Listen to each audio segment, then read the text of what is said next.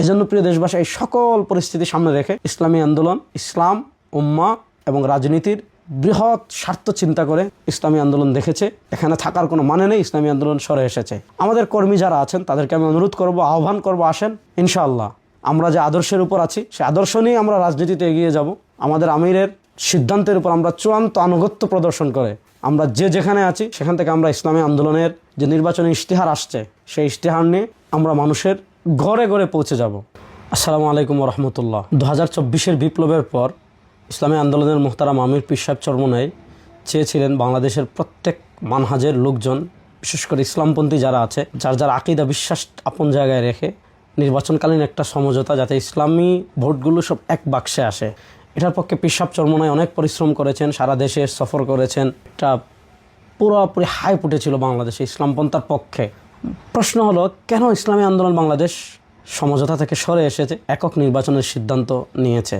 এগুলোর উত্তর যদি আমি বিস্তারিত দেই তাহলে এটা বাংলাদেশের ইসলামপন্থার জন্য এবং ইসলামী রাজনীতির জন্য একটা বিব্রতকর এবং মানুষের মধ্যে একটা ইসলামপন্থী রাজনীতি নিয়ে একটা অবিশ্বাস তৈরি হবে। তারপরেও কিছু কথা আমি বলি। সমঝোতা মানে কি? সবাই মিলে সিদ্ধান্ত নেবেন, সবার সিদ্ধান্তে যাকে যেখানে ফায়সালা হবে সে সেখানেই নির্বাচন করবে, এটাই তো সমঝোতা। এখানে প্রথম বিপত্তিটা বেঁধেছে যখন তফসিল ঘোষণা হলো মনোনয়ন সংগ্রহ করা কেন্দ্রিক।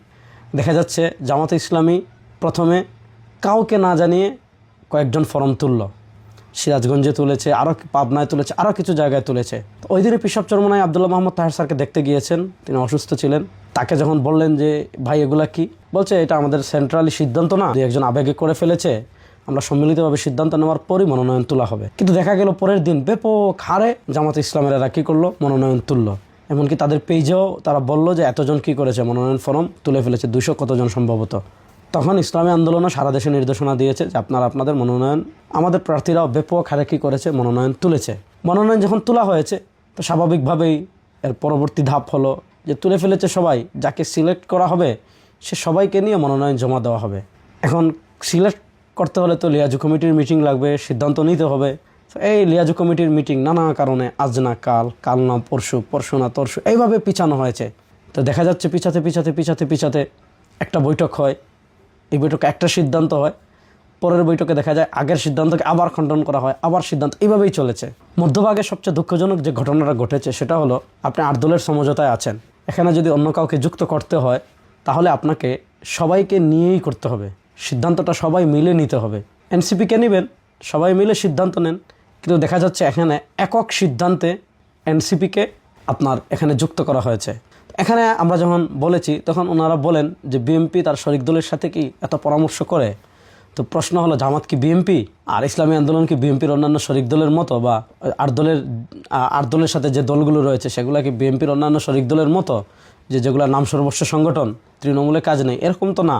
তো দেখা গেল এনসিপিকে নেওয়া হলো একক সিদ্ধান্তে এবং ওনাদের মতো করে এনসিপিকে ওনারা 30টা আসন ছেড়ে দিয়েছেন। এবং পরবর্তীতে লিয়াজু কমিটিতে যখনই বসা হয় দেখা যাচ্ছে এমন বেশ কিছু আসন আছে যেখানে ইসলামী আন্দোলন প্রার্থী ও স্বাবলম্বী, আবার সাংগঠনিক কাজও খুবই ভালো। দেখা যাচ্ছে এই আসনগুলো ওনারা এনসিপিকে দিয়ে দিয়েছেন। এখন এই আসনগুলো নিয়ে আলাপে আসলেই কথা একটা, এটা এনসিপিকে দিয়ে দেওয়া হয়েছে, এটা নিয়ে কোনো আলাপ করা যাবে না। তো এটা তো সমঝোতার মানে শারঈ দিক আপনি বলেন, অর্থাৎ ন্যূনতম শরিয়ার সাথে যাদের সম্পর্ক আছে, ইসলামের সাথে সম্পর্ক আছে, এই কাজে বৈধতা আপনি কেমনে দিবেন? যে আপনি একক সিদ্ধান্তে নেবেন, একক সিদ্ধান্ত দিয়ে দিবেন, তাহলে এটা সমঝোতা থাকে? সবচেয়ে বড় কথা হলো এখানে এত অতি রাজনীতি করা হয়েছে। যেমন আমি আপনাদেরকে আরেকটা উদাহরণ দিই।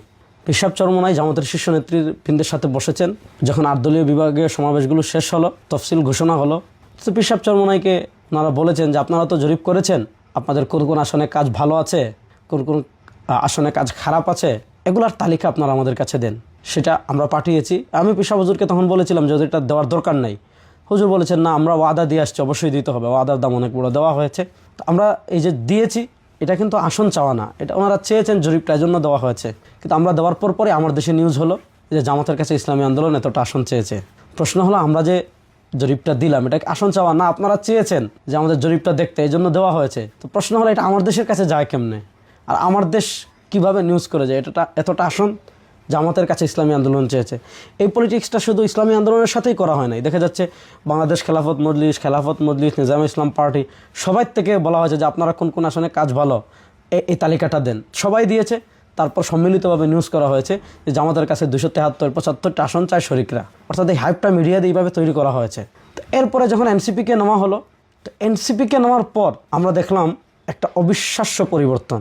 সেটা হলো কি, আপনারা জানেন যে এনসিপি আমাদের যে মৌলিক যে দাবি আছে যে ইসলামের পক্ষে, ইসলামের বাক্সগুলো এক কাতারে আনা, এনসিপি এই থিমকেই ধারণ করে না। অর্থাৎ এনসিপি কখনো রাষ্ট্রীয়ভাবে ইসলাম প্রতিষ্ঠা, আমরা ক্ষমতায় গেলে বিচার করব ইসলাম অনুযায়ী, আমরা ক্ষমতায় গেলে সংবিধানে কোরআন বিরোধী যত ধারা আছে সব বাদ দেব, আমরা ক্ষমতায় গেলে অর্থনীতিকে ইসলাম অনুযায়ী সাজাবো, আমরা ক্ষমতায় গেলে ইসলাম বিরোধী যত আইন আছে সব বাতিল করব, রাষ্ট্রকে শরিয়ার আলোকে গঠন করব, এই থিমের সাথেই এনসিপি এক না। এবং এনসিপির স্পষ্ট কথা হলো এটা কোনো আদর্শিক জুটি না। এইরকম যখন দূরত্বগুলো তৈরি হয়েছে, তখন দেখা যাচ্ছে ওনাদের কথা হলো ইসলামী আন্দোলন কত আসনে নির্বাচন করবে সেটা তাদের নির্বাহীতে যে সিদ্ধান্ত হয়েছে ওইটাই, এবং ইসলামী আন্দোলন কোন কোন আসনে নির্বাচন করবে তাদের নির্বাহীতে যে সিদ্ধান্ত হয়েছে ওইটাই। তারা যতটা বলবেন এতটাই আপনি, তারা যে আসনে বলবেন এতটাতেই আপনি। এবং তারা এনসিপিকে যে আসন দিয়ে দিয়েছেন, পৃথিবী উল্টে যাবে, সূর্য পশ্চিম দিক থেকে উঠে যাবে, এনসিপিকে দেওয়া কোনো আসন ফেরানো যাবে না। তো এখন দেখা যাচ্ছে আপনি যদি এই আচরণগুলো করেন যে আপনি যেখানেই বলবেন আমি ওখানেই নির্বাচন করব, আপনি যে আসনে বলবেন ওই আসনেই নির্বাচন করব, আপনি এনসিপিকে যেতগুলো দিয়েছেন এগুলো নিয়ে কোনো আলাপই করা যাবে না।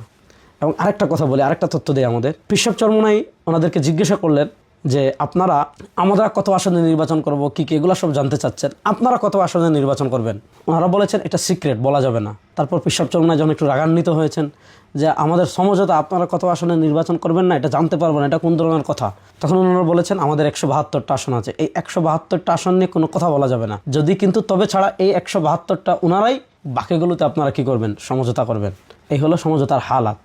এনসিপিকে যখন ওনারা ওনাদের মতো করেছেন, ধারণ করেছেন, এনসিপিকে যখন ওনারা ওনাদের মতো আসন দিয়েছেন, তখন আমরা দেখেছি যে ওনাদের আগের যে বক্তব্য, সেই বক্তব্য আর বর্তমান বক্তব্য অনেক ডিফারেন্স। এখন আর ওনারা শরিয়ার কথা বলেন না, এবং খ্রিস্টান প্রতিনিধিদের সাথে ওনারা স্পষ্ট ভাষায় বলেছেন যে খ্রিস্টান প্রতিনিধি এসে বাহির হয়ে যে বক্তৃতা দিয়েছে যে ক্ষমতায় গেলে ওনারা শরিয়া প্রতিষ্ঠা করবেন না, ওনারা এরপরে প্রতিবাদ দিয়েছেন, দিয়ে কি বলেছেন যে দেশের যে সিস্টেমেই চলছে এই সিস্টেমেই রাষ্ট্র চলবে, সংখ্যাগরিষ্ঠ মানুষের মতামত ছাড়া ওনার রাষ্ট্রের কোনো বিধান পরিবর্তন করবেন না।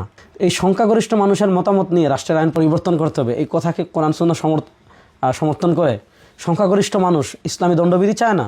আমাদের দেশে যারা পলিসি মেকিংয়ের জায়গায় আছে তারা কখনো ইসলামী দণ্ডবিধি চাইবে না, যে চুরি করলে, কেউ রাষ্ট্রের টাকা চুরি করলে, দুর্নীতি করলে, দেশের টাকা বিদেশে পাচার করলে, ব্যাংক ডাকাতি করলে, শেয়ার বাজার ডাকাতি করলে ইসলাম তার শাস্তি দিচ্ছে হাত কাটা, এটা তারা কখনো চাইবে না। তারা কিসাস চাইবে না, তারা হুদুদ চাইবে না, তারা তাজিরাত চাইবে না, তারা ইসলামী অর্থনীতি চাইবে না, তারা ইসলামী দণ্ডবিধি চাইবে না। কারণ ইসলামী দণ্ডবিধি থাকলে তারা দেশকে খেতে পারবে না, চুষে খেতে পারবে না, বিদেশে টাকা পাচার করতে পারবে না। তাহলে আপনি তারা চাইবে না যারা পলিসি মেকিংয়ের জায়গায় আছে, আপনি কি তখন এটা মেনে নেবেন? এটাই কি ইকামতে দিন? আর এটা কি ইসলামী শরিয়া? আর এটা কি ইসলাম?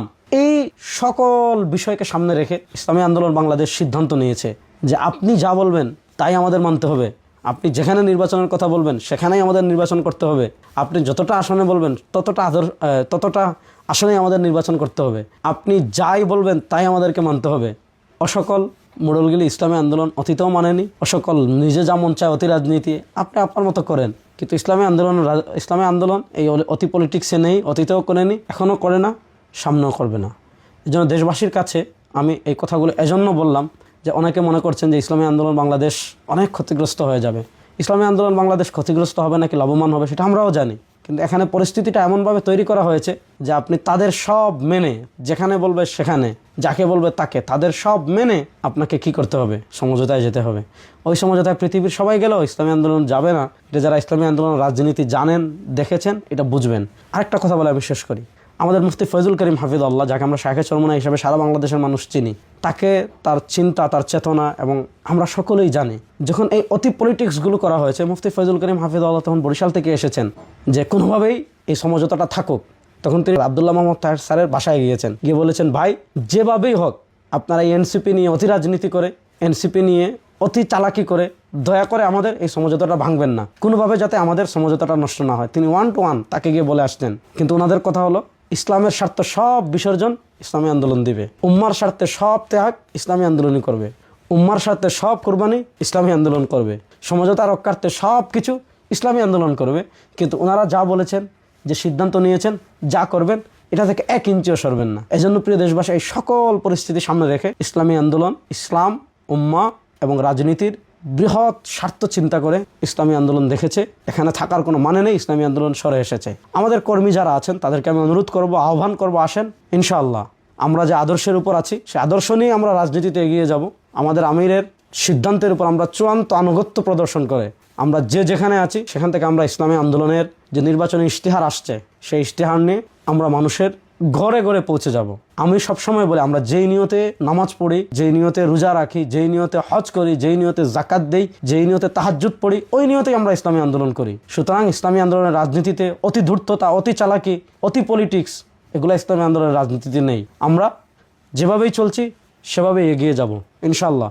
একদিন না একদিন এদেশে ইসলাম বিজয় হবেই হবে। আসসালামু আলাইকুম ওয়া রাহমাতুল্লাহি ওয়া বারাকাতুহু। হানিফস ফোকালসের সঙ্গে থাকার জন্য ধন্যবাদ। আশা করি চ্যানেলটি সাবস্ক্রাইব করে পাশেই থাকবেন।